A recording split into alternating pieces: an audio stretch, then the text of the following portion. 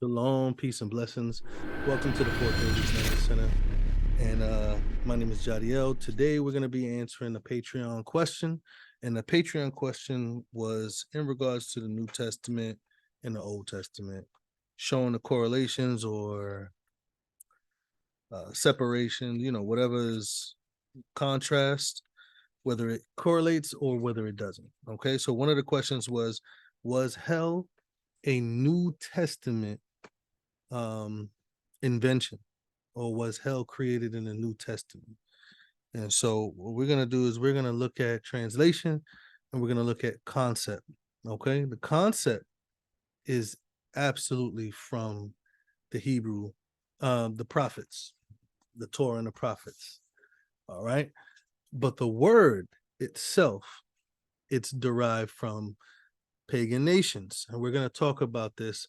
Translation has nothing to do with content. The content in the scripture is not based off of how it was translated. For instance, we're going to look at the word hell, how it's interpreted, what it's supposed to say, what word we use to that would be equivalent to the word hell according to how it was used in scripture. So let's first look at that. I did a study on hell. Go check that out. If you are on the Patreon and you're looking at this, we in the list of studies, we did do a study on hell. But if you go to the YouTube, you go to the live, you'll see a class that we did live on hell. Okay, breaking down hell and Hades. So before I go into, if you're watching this right now on YouTube, that means that the early access is, they have already, the Patreon members have already gotten access. But if you would like to join the Patreon, you can go to patreon.com/4ALC7. That's patreon.com/4ALC7 and support the ministry, get early access to the videos, get also access to one-on-ones, counseling, and all these different things. This is what we're providing in the Patreon and more.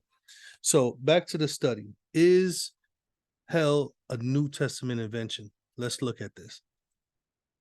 We're going to go to Psalms just to look at the terminology first. Psalms chapter 16, right? Verse 10. It says, "For you will not leave my soul in hell." And the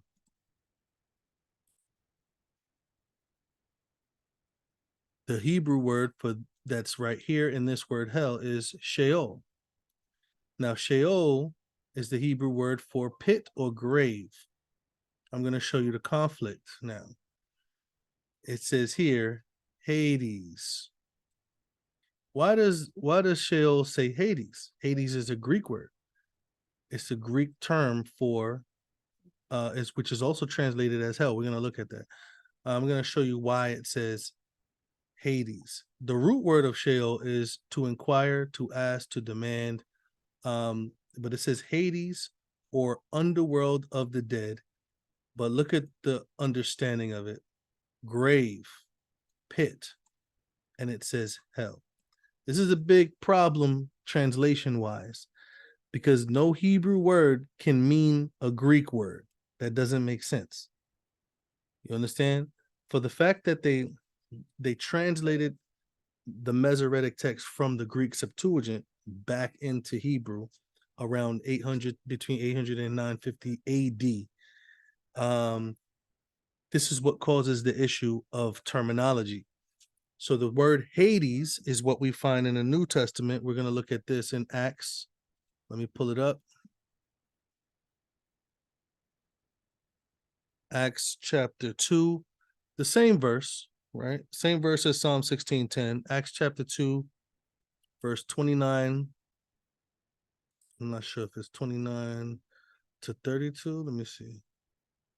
Okay.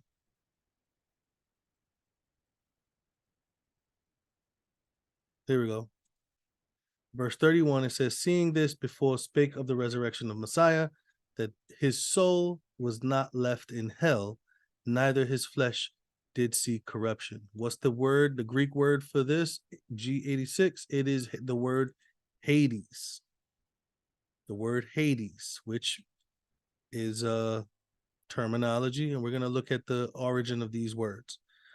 The word Hades, or place of departed souls, is supposed to be understood as the grave.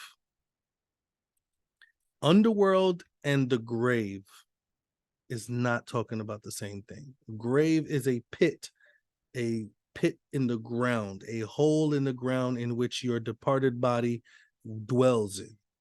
The scripture that we're looking at in Psalm 16:11, Sheol, talking about the grave, and Hades, showing that the word Hades and the word Sheol is interchangeable, meaning grave.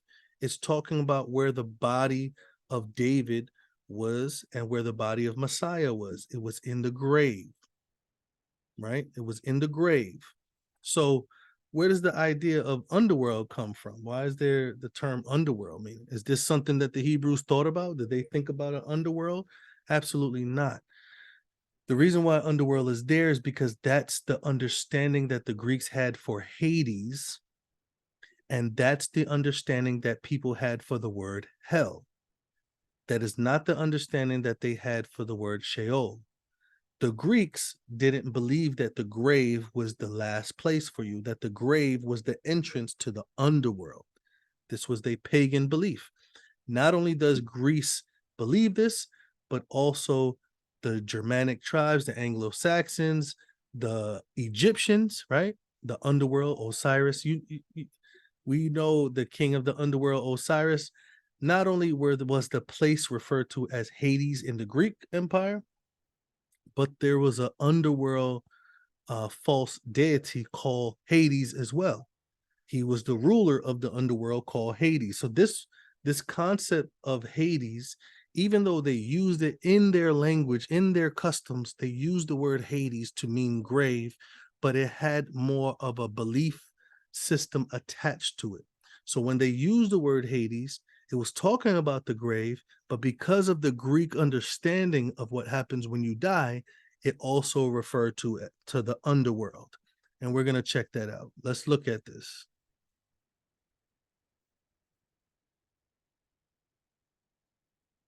Let's see if I could pull this up.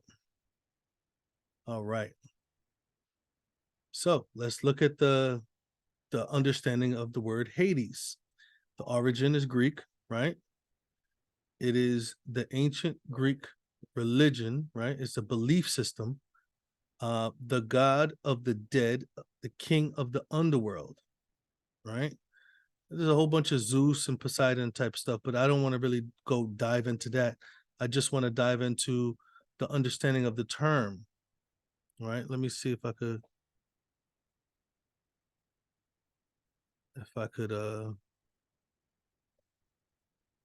find the etymology. Okay, so the origin of the term Hades name is uncertain, right? So they didn't have any real reason why they use the term Hades. Is just a term that they use regularly in the Greek society.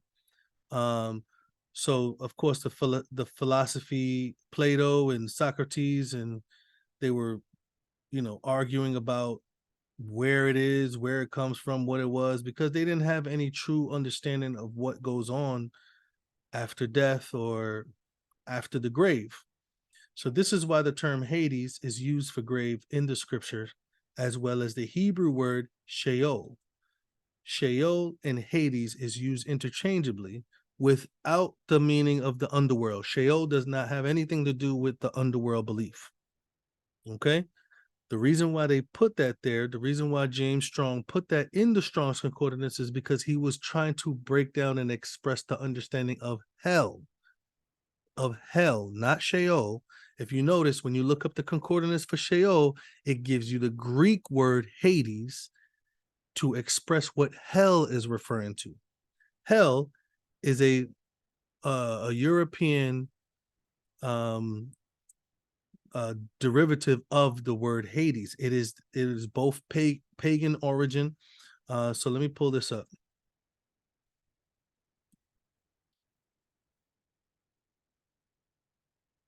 All right. This is the word hell, right? Look at what it says. Modern English word hell derives from the Old English hell or hell.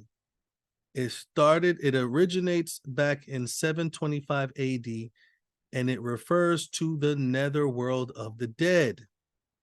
It is equivalent to the Greek pagan understanding. This is reaching into the Anglo-Saxon pagan period.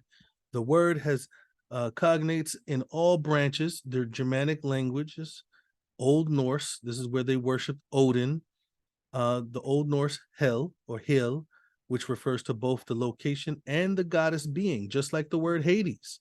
The word Hades means the god Hades, as well as the place. The actual underworld is referred to as Hades as well. Here in the Old Norse, Hel is the name of the goddess as well as the location. Okay? The goddess-like being is a female in the Norse mythology who is said to preside over the underworld realm, right? Basically rules hell. And then you have the location is referred to as hell. This is how they derive all of those false pagan views of the devil ruling hell. It comes from old Nordic Anglo-Saxon perspectives as well as ancient Greek mythology. Let's continue. So because this is the word that they used in society when you die, this is the word that they, especially when it says it comes from Old English. It comes from Old English. So this is the word that they're going to use to translate when they're translating it into English, especially in the 1500s. All right. So this is why the word hell is expressed as the underworld when you look at the concordance. The concordance only refers to hell as the underworld because that's the pagan origin of the word hell, not the Hebrew word Sheol, and is also the origin of the Greek word Hades, but not the understanding of the word grave. They used it for the word grave as well as underworld, as well as the god of the underworld. So this is why hell is used, because of the Old English version translation. You won't find that in a lot of other translations that try to correct these pagan errors. Now, was the idea of the underworld burning in hell, or was that hell was the hell used in scripture? We're going to look at that. We're going to definitely look at that. Let's go to Matthew 23. Let's go to Matthew 23, and we will see that the idea in the New Testament of the concept of what is translated as hell, we're going to get a correct concept, the correct translation. Matthew 23, verse 33, it says, "You serpents and generations of vipers, how can you escape the damnation of hell?" So now this is talking about a judgment. This is not talking about just a grave. This is talking about the judgment now. What word is used here in the New Testament for judgment? It will give us insight to the concept of what we refer to as hell, which we probably shouldn't refer to as hell, but what is hell according to this supposed to be referring to? This word is a Hebrew origin now, and this word is Gehenna. We talk about this in the video also. The valley of Hinnom. Ge is the word for earth or gorge or valley, and Hinnom is the word is a name of a Jebusite.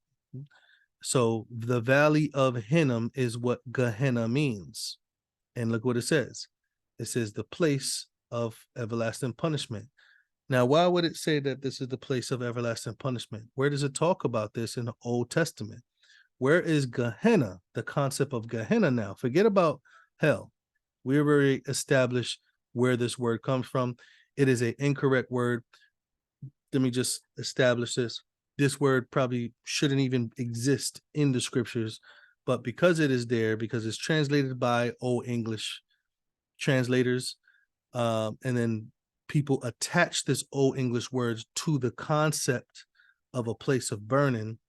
They just placed the word hell all over the place in different places. So we saw that it was covering the word Sheol, it was covering the word Hades, and now we see that it's covering the word Gehenna in Matthew 23:33. Now in Matthew 23:33, Messiah is bringing up a concept of a place of burning called the Valley of Hinnom. Now, where is that concept located? Let's go to the scriptures. Jeremiah should show us that the concept is, in fact, a concept that Yah gave to the prophets. Jeremiah 7, looking at verse 30 to 34. 30 to 34 says, the children of Judah have done evil in my sight, saith Yahuwah. They have set their abominations in the house, which is called by my name, to pollute it. They have built the high places of Tophet, which is in the valley of the son of Hinnom. So now you're going to know what they did there. This is Gehenna, valley of Hinnom. They burned their sons and their daughters in fire. That's why the term and the idea of fire, underworld, all of that stuff, they mixed all of these ideas together. But this is the true idea that Messiah was bringing out. These people went to the valley, or Gehenna, to the valley of Hinnom, to burn their sons and daughters in fire for this false god here. It says, which I commanded them not to, neither came into my heart. Now watch this, verse 32. Behold, the days come, he's talking about the future, yahuah, that it is no more going to be called Tophet, nor the valley of the son of Hinnom, but the valley of slaughter. The valley of slaughter. So the valley of the valley of Hinnom, or Gehenna, is going to be the valley of slaughter. This is what Messiah was referring to. He was referring to the punishment that was going to occur, the damnation of Gehenna, the damnation of the valley of Hinnom. So he says that Yahuwah is not going to call it the Tophet or the valley of Hinnom, but the valley of slaughter, for they shall bury in Tophet till there be no place. So he's talking about the destruction of the wicked is going to replace all of the wickedness that they've done, slaughtering of their sons and daughters to this false god. Yah was going to slaughter the wicked in that place, or he was using that place as a reference to the punishment or the judgment that's going to happen. The carcass of this people shall be food for the fowls in the heavens and the beasts of the earth, and none shall fray away. So this is very, very serious. Messiah brought this to light. He was looking at the concept. He was looking at the concept of what it mentions here in Jeremiah 7, and he was saying that Yah was going to demonstrate his judgment just as he promised in Jeremiah in the future. So let's see if any other translations fix and correct this, right? The ASV says hell. The Berean Study Bible says hell, and the Sefer says Gehenna, or the valley of Gehenna. The TS 2009 says the judgment of Gehenna, which points us back to Jeremiah 7. Unfortunately, most other translations, they honor and they uphold the word hell, which a lot of times brings confusion because hell has a mixed understanding of the pagan underworld mixed with the more modern pagan idea of Satan ruling this flaming, burning place under the earth, basically. So is Gehenna a New Testament concept? The valley of Hinnom? No. That place of burning, which Yah will judge and bring fire and burn, is not a New Testament concept. It is a concept that he is revealed to the prophets. The word hell is a pagan term referring to an underworld, as well as the Greek word Hades, which is what they used in their culture.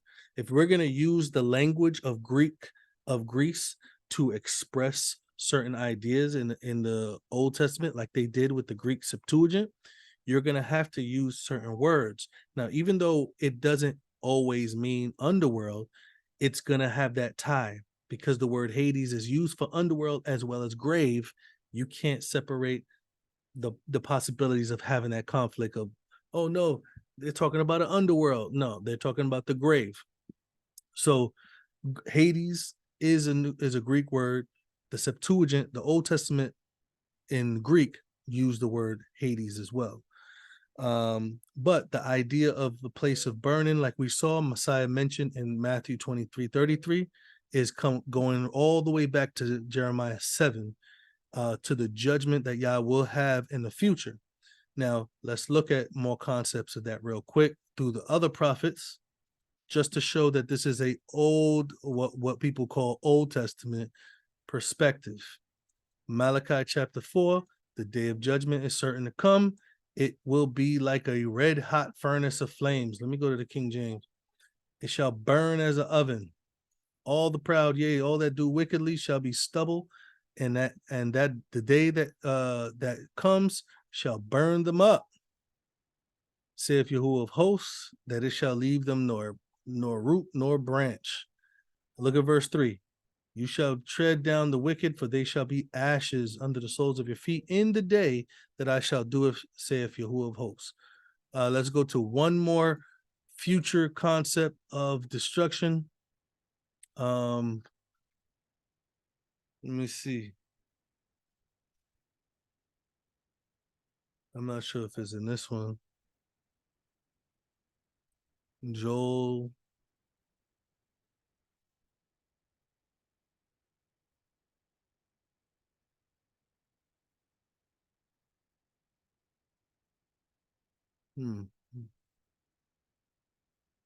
Let me see if I can find a verse real quick.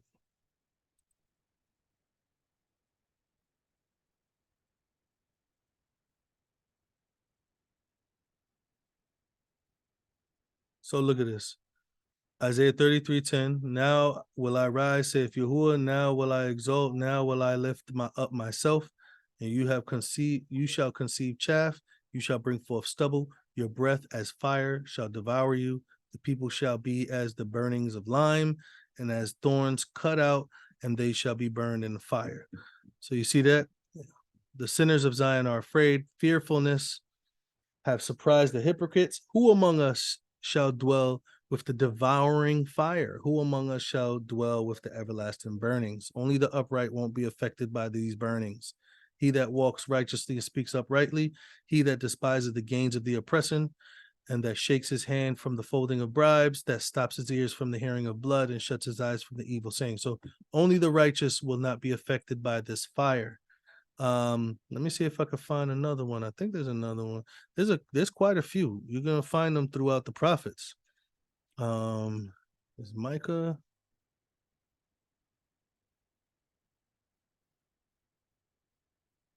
Okay. All right, but I think that this is a good. I think that I pointed out, Malachi chapter 4, verse 1-3. I think I read Isaiah 33. And different prophets also talk about that time of fire and burning. Peter even talks about it as well. So is the idea of a punishment with fire a New Testament concept? Absolutely not. It is something that was manifested to the prophets and then reiterated in the New Testament by the New Testament disciples and prophets. So I hope that this answers your question. I hope that this makes it clear, shows a little bit more harmony between the Old and the New Testaments, showing that it is not an Old and New Testament. It is one book.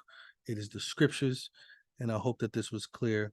Have any questions, please send it to me. Anybody who has not joined the Patreon, please hop over, join, support the ministry, as well as gain access to answers to your questions, access to one-on-ones, counseling, advice, whatever it may be.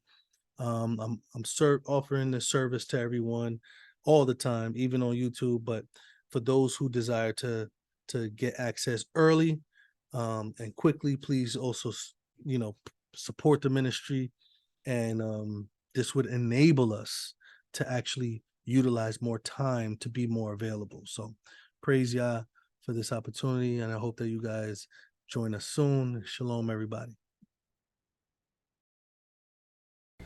Shalom, shalom. Thank you guys for joining our study today. I hope that it was edifying. And if you want to support this ministry, you can support us on 4alc.com. And don't forget to subscribe to this YouTube page. Click the like button and the notification bell. I hope to see you guys on the next study. Shalom, guys.